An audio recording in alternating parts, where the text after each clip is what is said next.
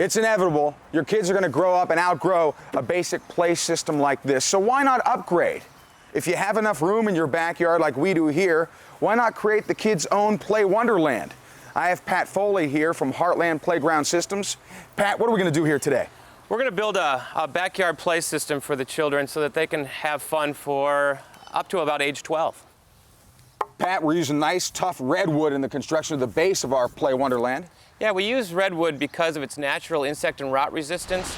We use the inside of the tree, the heartwood, because it's built up resins that the insects don't like.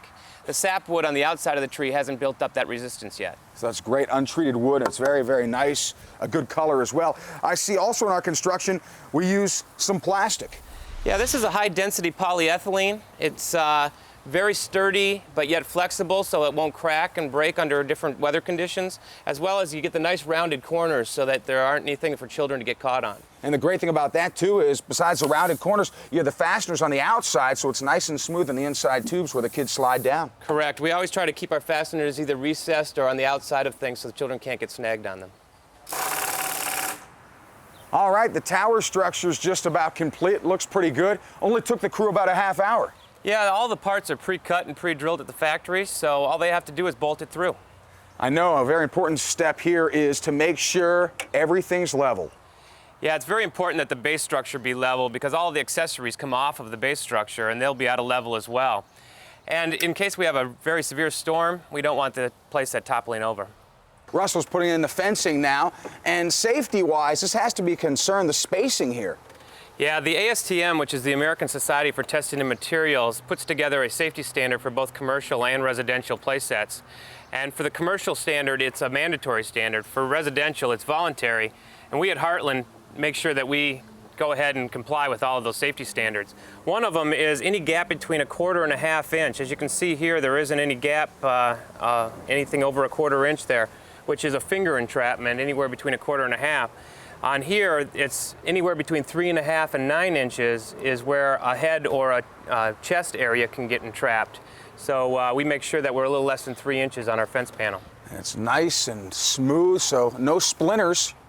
That's correct. We also put a 1/2 inch radius on the edges so that there isn't anywhere that the children can get splinters. My favorite part here now, we're putting in the slide, Pat, the big old slide. Yeah, this is our turbo tube slide. We also have another slide that comes off of this unit as well. It's really neat, and when I see this thing, I say to myself, I could get in that thing and slide on down it. Yeah, we try to build all of our units so that adults and children can play on them. However, the age appropriateness for these units is somewhere between 2 and 12. We've dug our unit in, but we're still going to secure it even more with these anchors. Yeah, we use an auger-style anchor that twists down into the ground, and then we attach it to each of the 4 corner posts with these metal straps.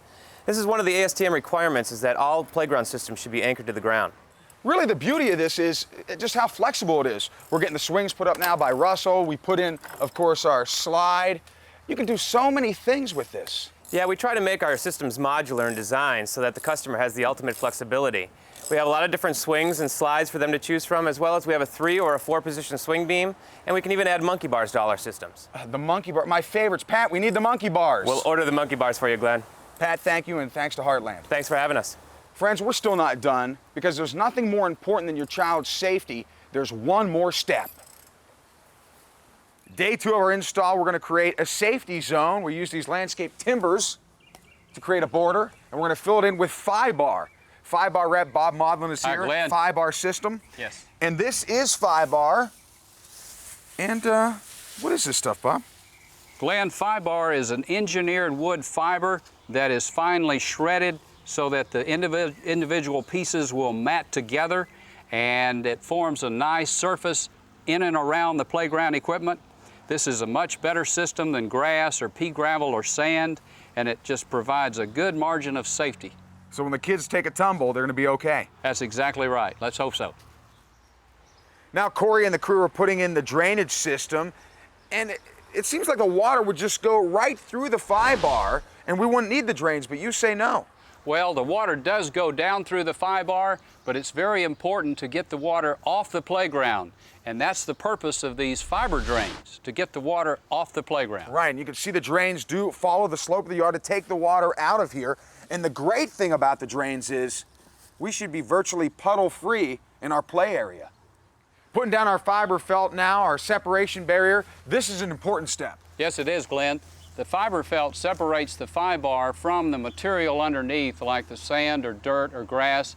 And if this material were to mix with the fiber, it would not absorb shock as well, and it wouldn't be as safe for the children. We're using a blower truck now to install our fiber, and as we said earlier, Bob, we're going for about an 8-inch depth. And the reason we're going for 8 inches is that this particular piece of playground equipment has certain deck heights, and we use 8 inches so that it has a safety cushion for this particular piece. So according to the heights, then we are going to meet the safety requirements. That's right. We're also going to put mats down in the high traffic areas. Glenn, as the children slide down slides and play under swings, they have a tendency to kick the fiber out. So we use these mats on top of the fiber to keep the fiber intact and maintain the safety integrity of the system. Well, our playground is complete, and what a sight to behold. Adds beauty to the yard, and for years to come, you and your family will enjoy this great playground.